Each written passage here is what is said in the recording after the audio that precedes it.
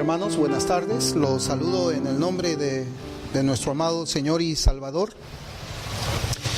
Yo quiero pedirles que me acompañen con la escritura al capítulo 7 de Josué. Josué, capítulo 7. Estos últimos domingos nosotros hemos venido teniendo una especie de serie, hemos venido construyendo una especie de serie en estas dos últimas predicaciones que tratan acerca de pecados que destruyen a la persona, pecados que destruyen a la familia, pecados que destruyen también a la iglesia. Hemos visto una primera predicación que abordamos acerca de cómo la Biblia habla acerca del orgullo. En una segunda predicación, el domingo pasado, estuvimos viendo la raíz de la amargura. Y en esta oportunidad, hermanos, yo quisiera que veamos también un pecado que trae fatales consecuencias. Y es el pecado oculto. El pecado oculto. Vamos a leer el texto para nuestra meditación en esta tarde en Josué, capítulo 7. Vamos a leer un versículo, pero yo les animo en sus casas a que puedan también leer completamente el capítulo 6 y el capítulo 7. Es interesante cómo el Señor revela su voluntad, revela también este pecado oculto que, como les digo yo, trae destrucción a la familia, destrucción a la persona, destrucción a la iglesia. Josué 7, versículo 1 dice: pero los hijos de Israel cometieron una prevaricación en cuanto al anatema, porque Acán, hijo de Carmi, hijo de Sabdi, hijo de Sera, de la tribu de Judá, tomó del anatema, y la ira de Jehová se encendió contra los hijos de Israel. Hermanos, yo como les decía, el pecado oculto es un pecado que trae consecuencias fatales, devastadoras para la persona que lo comete, para la familia de la persona que comete también el pecado oculto y para la iglesia. Y podemos tener una mejor claridad en nuestras mentes, como yo les decía, cuando leemos completamente el capítulo 6 del libro de Josué. Y vamos a tener pues rápidamente una introducción acerca de qué cosa es lo que vamos a tratar en esta oportunidad con la ayuda del Señor. El capítulo 6 tiene que ver con la toma de Jericó, si es que ustedes se dan cuenta o ya tal vez han leído la escritura, este pasaje. El Señor en el capítulo 6 está dando instrucciones y manda al pueblo para que marche 6 días alrededor de esta ciudad, ¿no? Nosotros podemos ver que los ejércitos del Dios vivo estaban delante de la ciudad de Jericó, y Jericó estaba fortificado, estaban las puertas bien cerradas, y pues parte del avance del pueblo del Señor para tomar la tierra prometida era precisamente atacar Jericó.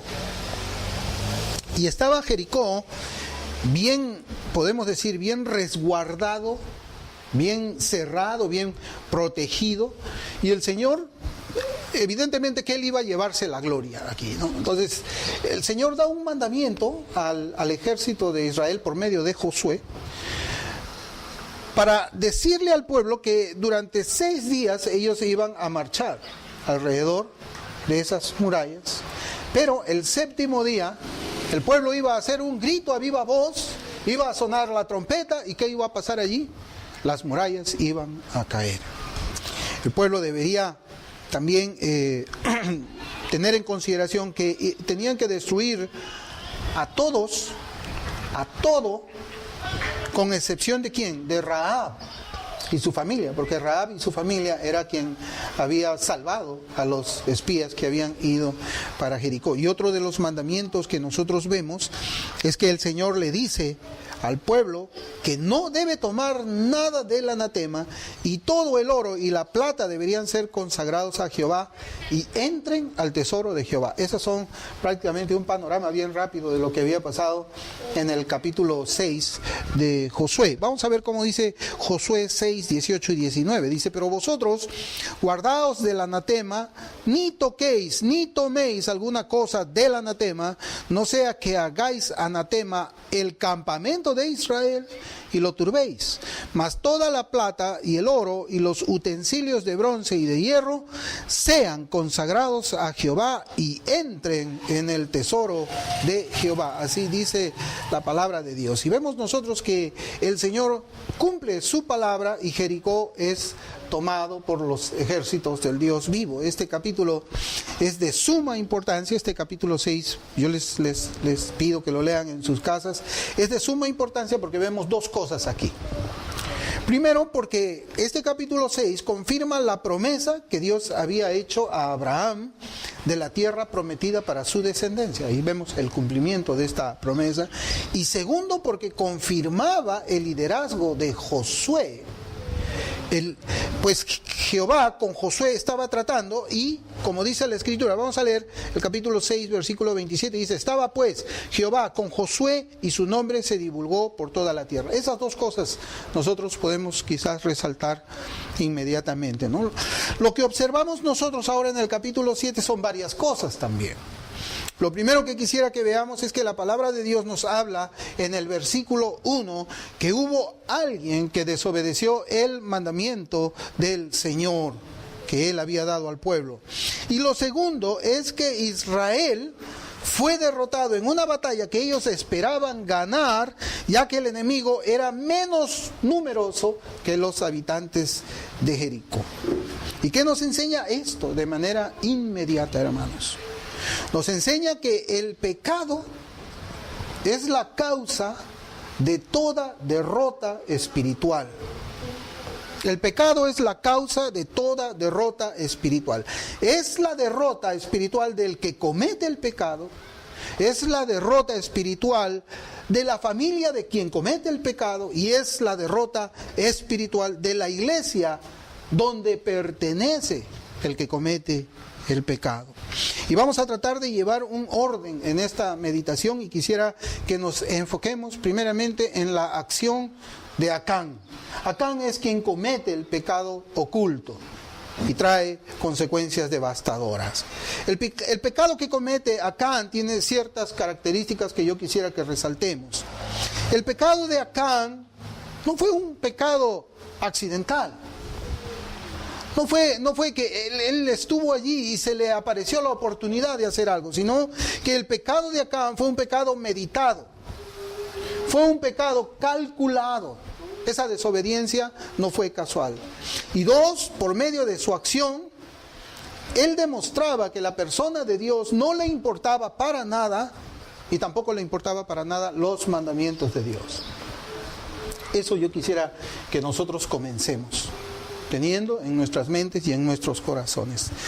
Acán conocía todos los mandamientos de Dios en cuanto a la batalla de Jericó. Él estaba allí cuando Josué y los generales y los sacerdotes estaban dando órdenes al pueblo de cómo es que debería ser esa batalla, cómo debería ser tomado Jericó, qué debían tomar, qué no debían tomar, cómo debían actuar. Todo estaba prácticamente pronunciado delante del pueblo, delante de los soldados de los cuales Acán formaba parte. Pero vemos aquí que Acán escoge desobedecer a Dios, mientras el resto del ejército escoge obedecerlo. Y esto nos enseña a nosotros que Acán desafió deliberadamente a Dios. Desafió deliberadamente a Dios. A las personas sin Dios no les importa si sus acciones representan una acción rebelde contra Dios. A ellos no les importa porque ellos son sus propios dioses. Ellos no reconocen a Dios, no se sujetan a Dios, ellos son sus propios dioses, ellos tienen sus propios mandamientos, ellos tienen sus propias reglas y de esa manera ellos desprecian a Dios. Y vemos que Acán era una persona que tenía esas características en su carácter. El pecado de Acán fue tomar lo que le pertenecía a Dios. Mire cómo dice el versículo 19, ya lo hemos leído. Mas toda la plata y oro y los utensilios de bronce y de hierro sean consagrados a Jehová y entren en el tesoro de Jehová. Lo que vemos aquí, hermanos, es que Acán le había robado a Dios, en primer lugar. Y hay muchas formas en que el hombre le roba a Dios. El hombre le roba a Dios cuando no le da al Señor la gloria debida a su nombre. Yo quisiera que nosotros no solamente nos fijemos, oh bueno, Acán tomó del anatema algo que era de Dios. Yo nunca he hecho eso. Yo nunca he tomado el dinero de las ofrendas y me lo he llevado. Nunca he robado a Dios de ninguna forma. Es que nosotros tenemos que reconocer que la única manera de robar a Dios no es meter la mano en la bolsa como hacía Judas Iscariote, sino que nosotros le robamos a Dios cuando no le damos la honra debida que su nombre merece. Por eso es que el Salmo 29:2 dice: dad a Jehová la gloria debida a su nombre.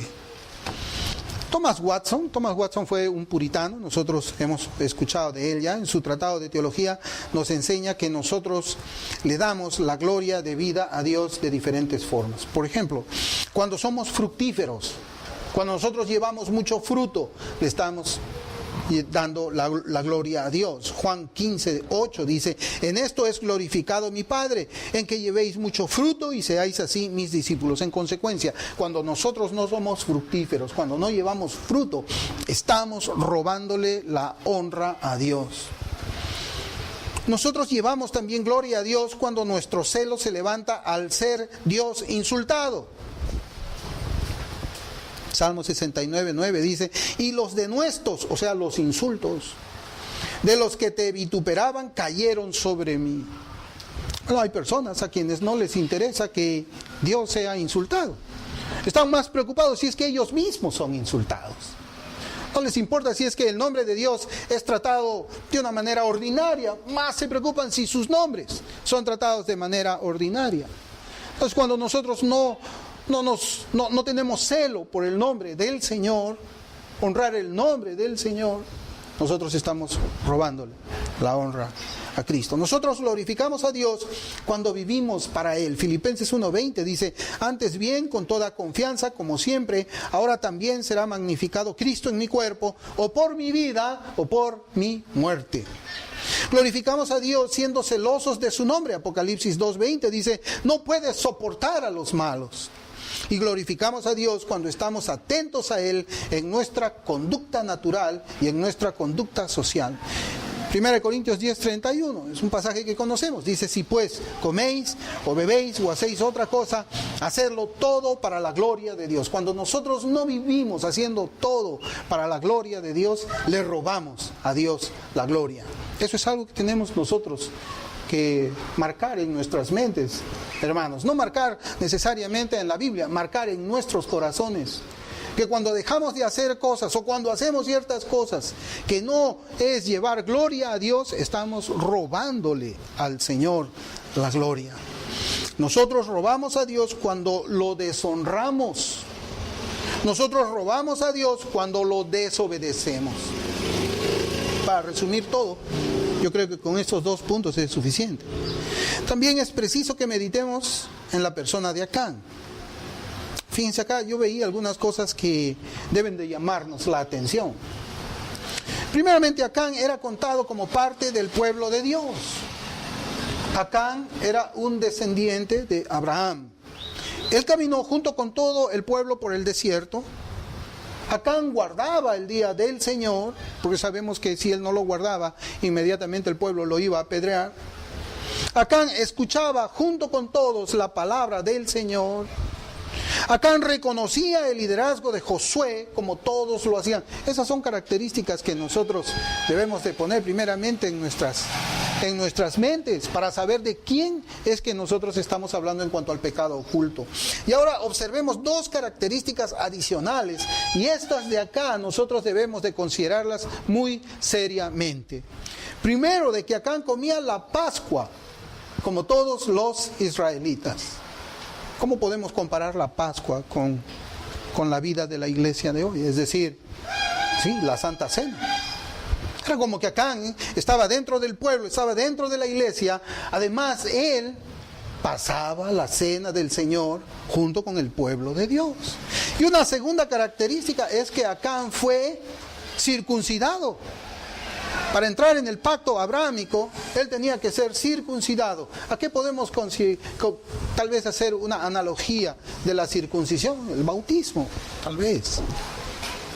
Es decir, Acán era una persona que había sido bautizada, una persona que congregaba, reconocía a Josué como el pastor de las ovejas que había sucedido a Moisés. Él parecía un israelita genuino. Él parecía un cristiano verdadero de nuestros días. No había nada que lo hiciera diferente del resto del pueblo. Eso es lo que nosotros queremos que veamos. No había nada, pero solamente en cuanto a las apariencias externas. Las apariencias externas.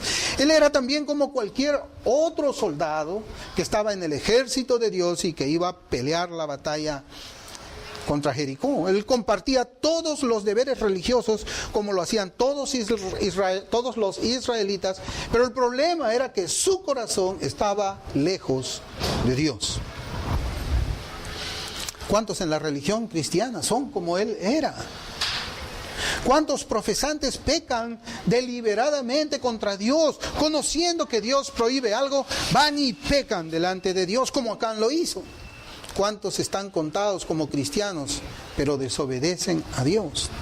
¿Cuántos son de los que les gusta hablar de doctrinas bíblicas, pero sus vidas abrazan la iniquidad, la injusticia, el pecado? Acán es el ejemplo de uno que habla de una forma, pero vive de una manera distinta. Acán es el ejemplo de uno que minimiza el pecado, porque él dijo, aquí hay tanto oro y plata que nadie se dará cuenta que yo tome un poco para mí. Eso es minimizar el pecado. Acán fue testigo de lo que Dios había hecho para la conquista de Jericó. Y quizás él habrá pensado, pero ¿cómo es que? Bueno, la instrucción es que estemos dando vueltas, 6 vueltas. Un soldado dice, pues en nuestros días, si es que nosotros entráramos en un conflicto armado y el general nos dice, van a dar vuelta ustedes alrededor del cuartel durante 6 días y el 7º día ustedes van a tener que gritar y ese cuartel se va a desmoronar. Un soldado diría, pero ¿qué está hablando este general? Yo tengo acá mi fusil, tengo acá mi bazooka, tengo acá mi cañón. ¿Por qué no me dice que yo vaya y dispare de una vez? Pues sabemos de qué era para que el Señor se glorifique en ese día.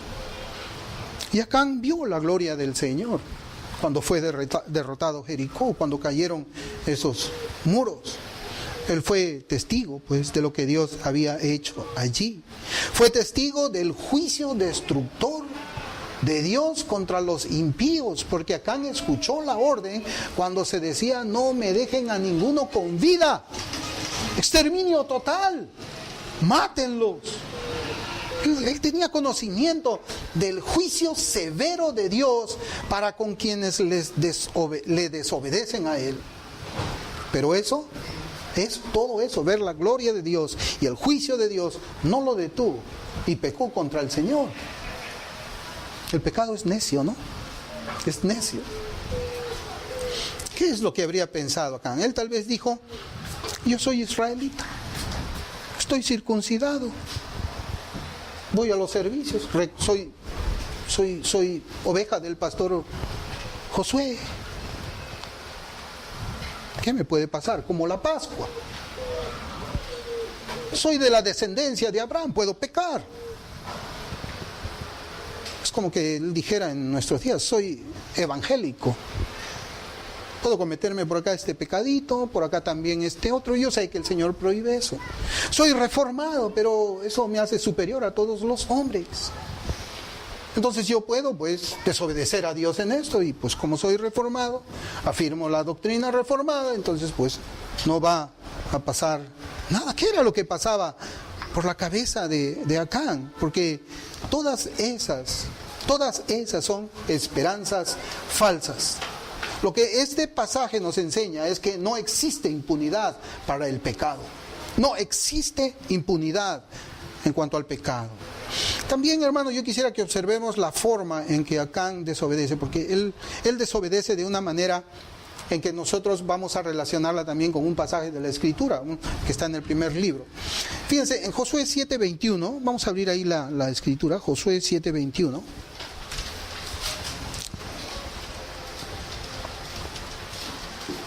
Y yo le voy a ir leyendo la Escritura y voy a resaltar acá 3 actitudes para que nosotros tengamos en mente cómo es que desobedece Acán. Josué 7:21 dice, pues vi entre los despojos un manto babilónico muy bueno y 200 siclos de plata y un lingote de oro de peso de 50 siclos, lo cual codicié, segunda parte, y tomé, tercera actitud. Y he aquí que está escondido bajo tierra en medio de mi tienda y el dinero debajo de ella. Hermano, mire, acá hay 3 palabras que son muy interesantes. Y nos enseña a nosotros a conocer un poco también nuestra naturaleza, la naturaleza caída de Adán. Claro, por supuesto que en Cristo nosotros hemos sido restaurados, hemos sido restablecidos. Pero aquí nosotros vemos cómo es que es la naturaleza caída de un hombre en el cual la gracia de Dios no está. Génesis 3:6. Acá nosotros encontramos también esas 3 actitudes: ver, codiciar y tomar. Génesis 3:6 dice, y vio la mujer que el árbol era bueno para comer y que era agradable a los ojos y árbol codiciable para alcanzar la sabiduría, y tomó de su fruto y comió y dio también a su marido, el cual comió así de ella. Hermanos, Dios en su sabiduría nos hace ver esta clase de advertencia en su palabra y llama a este proceso ver, codiciar, tomar. Esos son los deseos de la carne. Por eso 1 de Juan 2:16 dice, porque todo lo que hay en el mundo, los deseos de la carne, los deseos de los ojos y la vanagloria de la vida, no proviene del Padre, sino del mundo. Así dice la palabra de Dios. Y Acán era un hombre que era dominado por su carne y además era un hombre que amaba el mundo. Aunque parecía un israelita obediente, aunque parecía que él amaba sinceramente a Dios, aunque parecía un hombre que se sujetaba a Dios, él era un hombre cuyo corazón estaba puesto en el mundo. Y algo que nosotros podemos observar cuando hemos visto acá en Josué 7 es que nadie tuvo la más mínima sospecha que él era la causa de la ira de Dios contra todo el pueblo de Israel. Él fue la causa de la ira de Dios contra todo el pueblo de Israel. Y esto nos enseña pues de que Acán era un hombre lleno de hipocresía, hermanos, lleno de engaño, lleno de traición, hermanos y hermanas. Este relato nos enseña a nosotros que Dios no avala el pecado. Este pasaje de la Biblia nos enseña que donde hay pecado no hay victoria espiritual. Y Acán se mantuvo en su cinismo en lugar de presentarse delante del pueblo como el que causó toda esa vergüenza. Prefirió ser descubierto por Josué. Eso es lo que nosotros, si usted comienza a leer el capítulo 7, y cuando lo lea usted en su casa, usted se va a dar cuenta de que una vez que ellos habían tomado Jericó, luego había que disponer un ataque contra otro ejército que se llama Ahí, Ahí. Y como ese ejército era menor, era más pequeño, Josué decide enviar solamente un pelotón. Él dice, no vamos a mandar todo el ejército, vamos a mandar a todo el pelotón. Y resulta que este ejército, que era mucho más débil, hizo correr al ejército o al pelotón israelita, matando a algunos allí. Y en lugar de que Acán diga, la culpa es mía. Él se mantuvo en su cinismo. Él sabía de que él era la causa de esa derrota espiritual del pueblo. Él era la causa de la pena que se sentía en ese momento. Él era la causa de esa desazón, pero él se mantuvo callado. Él guardó silencio. Cuando nosotros podemos ver en la Escritura que después Dios ordena a Josué, vamos a descubrir quién es el culpable de este pecado oculto que ha traído desgracia a este pueblo. Vamos a ir, tienes que seleccionar de acá, de acá, de acá. Y se iba viendo acorralado, acorralado. Él sabía que ya estaban en la búsqueda de aquel que había tomado del anatema, pero él guardó silencio. Se guardó silencio. Vamos a ver, hermanos, las consecuencias del pecado de Acán. Su pecado, dice la Biblia, encendió la ira de Dios contra toda la nación. Contra toda la nación. Contra toda su familia también. Y usted se puede imaginar algo así, hermanos. Yo veo de que la Escritura, Dios trata el pecado de un hombre de manera corporativa, ¿no? Cuando la Escritura dice de que en Adán pecamos todos. Todos nosotros pecamos en Adán, pero ni siquiera habíamos nacido. Y como él pecó, el pecado pasó a todos los hombres. Me pasó a mí. ¿Y qué culpa tenemos nosotros? Pues bueno, Dios obra de esta manera. Cuando Acán peca ocultamente, ese pecado afecta a su familia, afecta a toda la nación. ¿Y qué culpa tenía los demás israelitas de lo que un hombre había hecho? Pues Dios trata con el pueblo de esa manera. Por eso yo les digo, hermano, existen principios en la actitud de Dios que nosotros debemos considerar como iglesia, como hermanos individuales en Cristo. El pecado que uno de nosotros puede cometer igual, mantenerlo de manera oculta, va a traer derrota espiritual a esa persona. Va a traer derrota espiritual a esa familia y va a traer derrota espiritual a la iglesia. Y cuando nosotros vemos que Dios pues culpa de manera corporativa por el pecado de uno, pues también vemos el otro lado de la moneda, porque por Cristo, por la obediencia de Cristo, por la muerte de Cristo, nosotros corporativamente también hemos sido salvados. La acción de Acán no fue vista como un error. Ahora se le llama el pecado error. La Biblia no dice el error de Acán. Dice el pecado de Acán. O una debilidad. También, ¿no? Ahora nosotros vemos que en los púlpitos parece que hubiese temor, ¿no? De abrir los labios y decir pecado. Sino más bien es una debilidad. Pero la Biblia no dice de que la debilidad va a mandar a alguien al infierno. Es un error, pero la Biblia no dice que el error va a traer derrota espiritual a la iglesia. Acán veía el pecado como todo el mundo lo ve.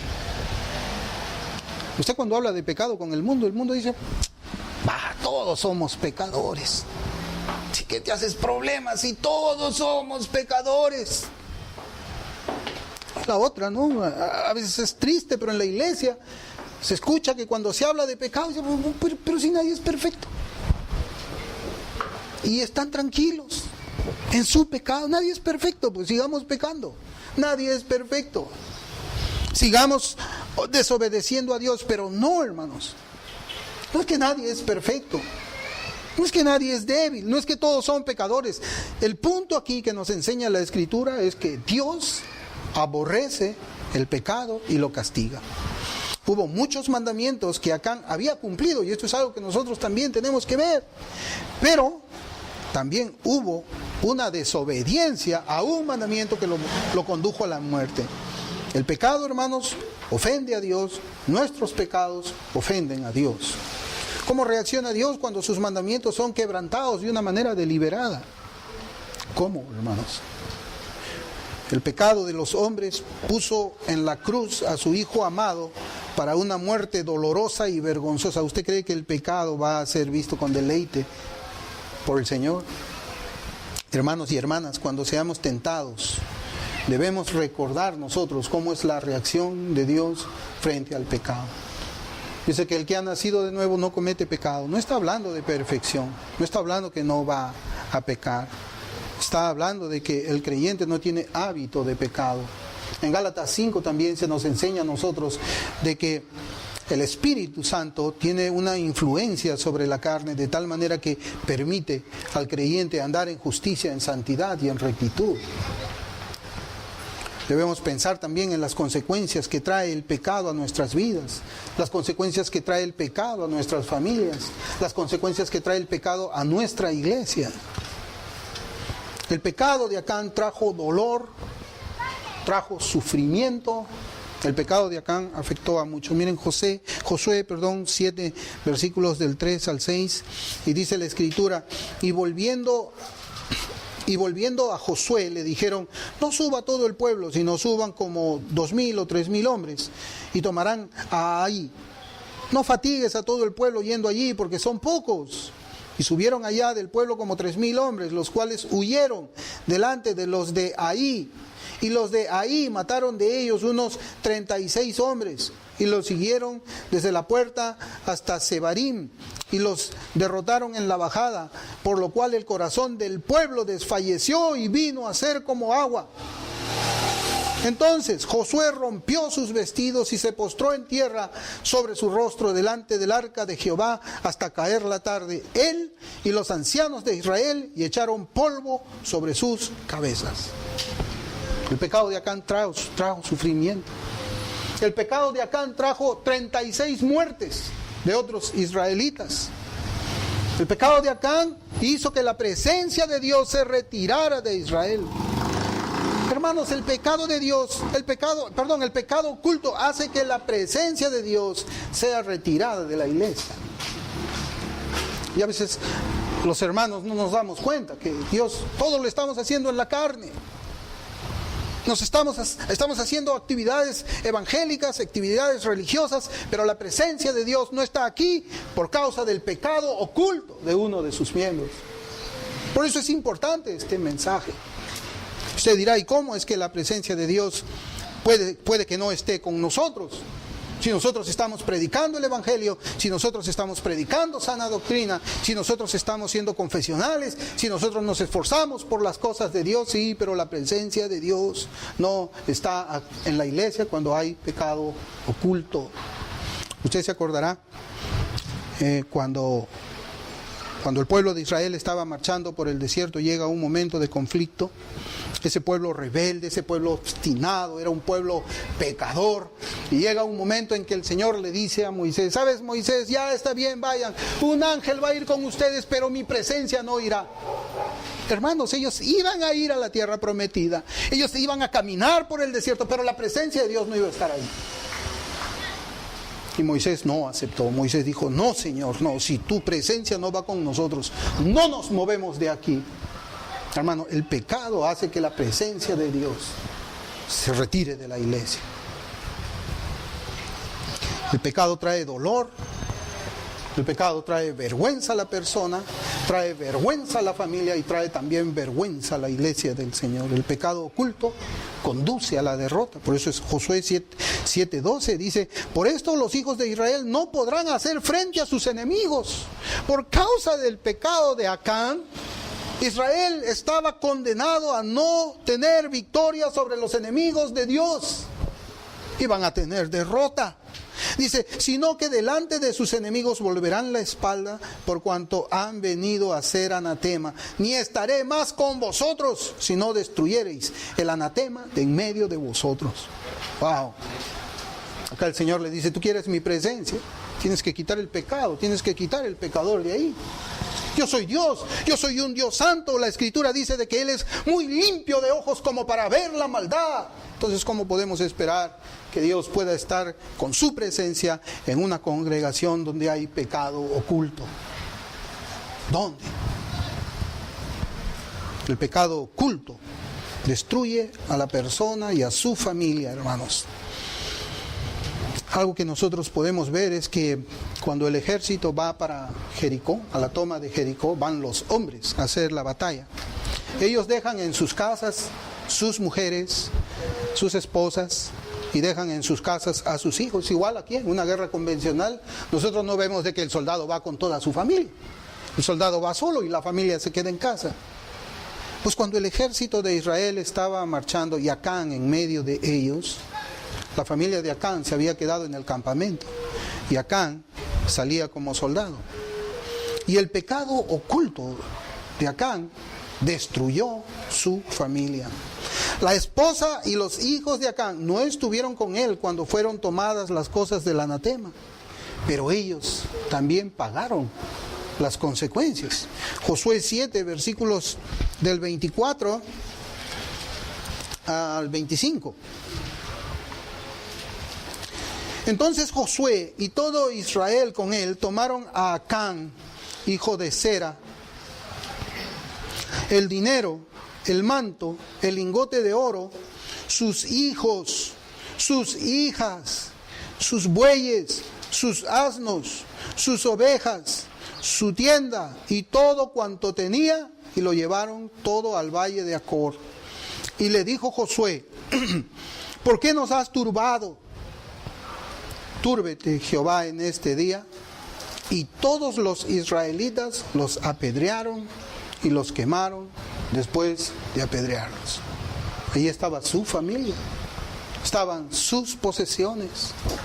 El pecado oculto, hermano, tiene una consecuencia terrible para la familia, terrible para la iglesia y terrible para la persona. Estaban los hijos y las hijas de Acán tomando el oro, tomando el manto, tomando las cosas del anatema. No estaban, pero por culpa de Acán ellos pagaron las consecuencias.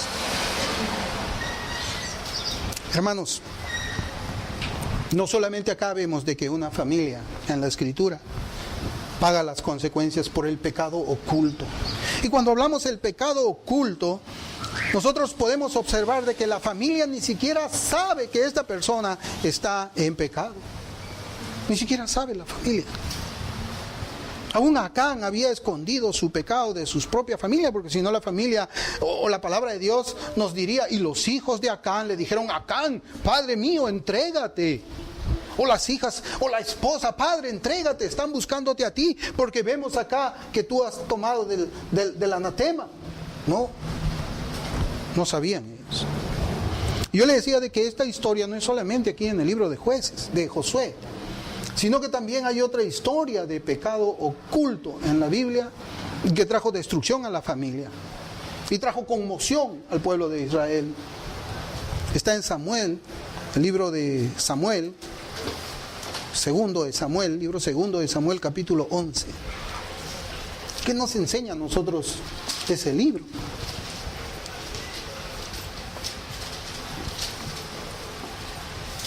Este libro, hermanos, nos enseña que David tomó a la mujer de otro hombre, a Betsabé. Y luego de que tomó a la mujer de este hombre y la embarazó, mató al marido, mató a Urías, Eteo. Y se quedó con la mujer y nadie durante meses sabía lo que había hecho David. Solamente él lo sabía. Y Dios, por supuesto. Y Dios. Nadie sabía nada hasta que el profeta Natán lo confronta. Pero mire nosotros cómo dice el último versículo de ese capítulo 11 de el segundo libro de Samuel, el versículo 27. Y pasado el luto, envió David y la trajo a su casa. Y fue ella su mujer, y le dio a luz un hijo. Mas esto que David había hecho fue desagradable ante los ojos de Jehová. El Señor estaba callado. David tomó la mujer, el Señor estaba en silencio. David, cuando la embarazó, quiso arreglar ese problema y hacerle creer a Urías Eteo que el hijo era de él. Lo trae de la guerra y le dice: anda a tu casa y está con tu mujer. Urías Eteo no hace eso. Y David lo mata. Manda una carta a su general y le dice: pónganlo a al frente de toda la batalla, para que muera más rápido. Lo ponen, muere. Y el Señor seguía desagradado, aunque estaba en silencio. Y luego vemos de que David, una vez que está muerto el hombre, la mujer termina su luto, David se la lleva para su casa para convivir ya con ella, para hacerla su mujer. y el Señor todavía estaba en silencio. Esa mujer estaba haciendo su embarazo. Y David tenía ese pecado guardado. No lo sabían en su casa, no lo sabían tampoco en el palacio. Pero lo que él hizo fue desagradable ante los ojos del Señor. ¿Cuál fue el castigo de ese pecado oculto que había cometido David? ¿Cuál fue el castigo que Dios tuvo para David por cometer lo que él hizo? Segundo libro de Samuel, capítulo 12 ahora, versículos del 9 al 12, dice: ¿por qué pues tuviste en poco la palabra de Jehová? Mire, ¿por qué tuviste en poco la palabra de Jehová, haciendo lo malo delante de sus ojos? O sea, primero el pecado es tener en poco la palabra de Dios. Dice: a Urías Eteo heriste a espada y tomaste por mujer a su mujer, y a él lo mataste con la espada de los hijos de Amón, por lo cual ahora no se apartará jamás de tu casa. Ahora no se apartará jamás de tu casa. No el castigo no era para David solamente, era para la casa de David. Ese pecado oculto iba a ser pagado por su familia.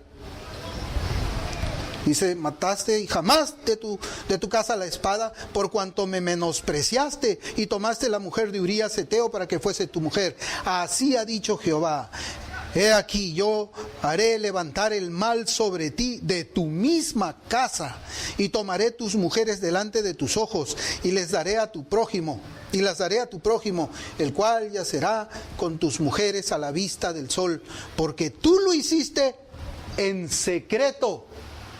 Tú lo hiciste en secreto, mas yo haré esto delante de todo Israel y a pleno sol. Hermanos, ese es el pecado en secreto, ese es el pecado oculto. Dios no se agrada de él. Es posible que nosotros pensamos: bueno, tengo acá guardado este pecado, nadie lo sabe, no lo sabe mi esposa, no lo sabe mi hijo, no lo sabe mi mamá, no lo sabe mi papá, no lo sabe mi esposa, no lo sabe nadie, pero Dios lo sabe. Dios lo sabe. Y a veces nosotros pensamos: sí, este pecadito lo tengo hace mucho tiempo, pero tengo trabajo, tengo salud, no estoy enfermo, tengo salud, tengo trabajo, no me roban por la calle, tengo seguridad, Dios me está protegiendo. A pesar que tengo acá mi pecado bien guardadito, mi pecado secreto, mi pecado oculto. No, hermanos. Acuérdate de David. Acuérdate de Acán, la sentencia no fue inmediata. Acán no terminó fulminado por un rayo cuando puso su mano sobre el lingote, no. El pueblo tenía que castigarlo. Él tenía que ser castigado a la vista de todos. Él tenía que ser avergonzado delante de todos y arrastrar a su familia con él. ¿Qué es lo que sucedió después de este juicio que el Señor hace? La Biblia enseña, hermanos, que Amnón, el hijo mayor de David, viola a su hermana Tamar. Absalón, cuando ve eso, ¿qué es lo que hace? Mata a su hermano Amnón y se rebela contra su padre David hasta terminar muerto. ¿No le dijo el Señor que la espada se iba a levantar de su casa? ¿No le dijo que la muerte iba a visitar la casa de David? Ahí está, hermanos. El pecado secreto de David tuvo sus consecuencias, trajo dolor al rey, quien terminó al último diciendo de su hijo muerto, en 2 de Samuel capítulo 18, versículo 33, entonces el rey se turbó y subió a la sala de la puerta y lloró, y yendo decía así: hijo mío Absalón, hijo mío Absalón, ¿quién me diera que muriera yo en tu lugar? Absalón, hijo mío, hijo mío. Hermanos, el pecado secreto no es un pecado cualquiera. El pecado secreto es un pecado que tiene consecuencias devastadoras. Te va a destruir a ti. Ese pecado oculto va a destruir tu familia. Ese pecado que lo tienes en secreto va a destruir tu iglesia también. Tu iglesia. Luego de que el pecado secreto de David fuera confrontado por Dios por medio de su profeta Natán, vino el arrepentimiento del rey. Y si Dios te ha confrontado hoy día en un pecado oculto, en un pecado escondido que tienes, es tiempo de arrepentimiento. Miren cómo es la gracia del Señor. La gracia del Señor es grande. Su palabra es grande. Solamente cada uno de nosotros se conoce qué es lo que hace en la intimidad de su casa, en la intimidad de su trabajo, en la intimidad de su universidad. En la iglesia todos somos santos. Pero ¿cómo somos en la casa? Tenemos un pecado oculto. Es tiempo de arrepentirse, porque cuando Natán confronta al profeta David y le dice, ese hombre eres tú, la palabra de Dios también tiene que decirte, ese hombre eres tú, esa mujer eres tú. Y tienes que arrepentirte de ese pecado oculto. Así como David, que cuando él fue confrontado, vino luego lo que es el arrepentimiento. David se arrepintió, hermanos, e inspirado por Dios, él escribe el Salmo 51 como ejemplo de arrepentimiento para el pecado oculto. El Salmo 51 es el formato que nosotros debemos de tener en nuestro corazón para el arrepentimiento del pecado escondido, oculto. Yo les digo, hermanos y hermanas, Dios ve lo que hacemos en la intimidad de nuestras vidas. Cuando nosotros estamos solos, creemos que nadie nos ve. Acán creía que nadie lo veía. David creía que nadie lo veía. No, hermanos, Dios estaba ahí y Dios no se agrada de eso. Se desagrada del pecado. Por eso, hermanos, ya para terminar, la exhortación es esta: si hay algún pecado oculto, es el tiempo de clamar a Dios, así como clamaba el rey David. El Salmo 51, versículos del 1 al 4, dice: ten piedad de mí, oh Dios, conforme a tu misericordia. Conforme a la multitud de tus piedades, borra mis rebeliones. Lávame más y más de mi maldad y límpiame de mi pecado. Porque yo reconozco mis rebeliones y mi pecado está siempre delante de mí. Contra ti solo he pecado y he hecho lo malo delante de tus ojos, para que seas reconocido justo en tu palabra y tenido por puro en tu juicio. Hermanos, es tiempo de que nosotros primeramente nos arrepintamos de ese pecado, lo declaremos como pecado delante de Dios, lo confesemos como pecado delante de Él, nos arrepintamos y le pidamos a Dios perdón. Perdóname conforme a la multitud de tus misericordias, a la multitud de tus piedades. Restáurame, Señor, yo confieso que he vivido haciendo esto. Hermanos, la espada va a ser levantada de tu cabeza, de tu familia y de tu iglesia. Y Dios, en su infinita misericordia y su gracia, te acompañará con su presencia a ti, acompañará con su presencia a tu familia y acompañará con su presencia a tu iglesia. Vamos a orar.